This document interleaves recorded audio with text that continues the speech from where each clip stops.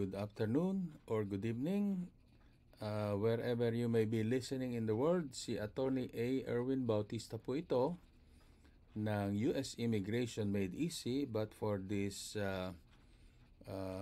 episode, we will be doing US visa question and answers. Ano po? So, we are practicing here in the United States, and our office is located in San Diego, California. So, for today, we have questions that we will answer. And this is mostly about spousal petition for green card holders or U.S. citizens. So, question number 1. Who can green card holders petition? Who can U.S. citizen petition? So, ito po yung question ng isang inquirer. Ano po?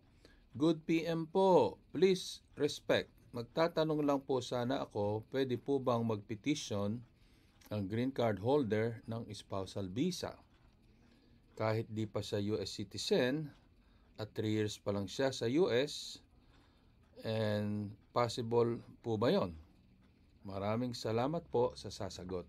Ito po ay questions that I gathered from the US Visa Application Chat Group. Ano po? Where I am also an admin. So anyway, the question is, sino-sino ba ang pwedeng i-petition ng green card holder? Number 1, pwede niya i-petition ng kanyang spouse, pwede niya petition ang kanyang anak, whether minor or 21 and above, as long as they are single. Ano po? So, yun ang pwedeng petitionin ng mga green card holders. Sino naman po ang pwedeng petitionin ng mga U.S. citizens?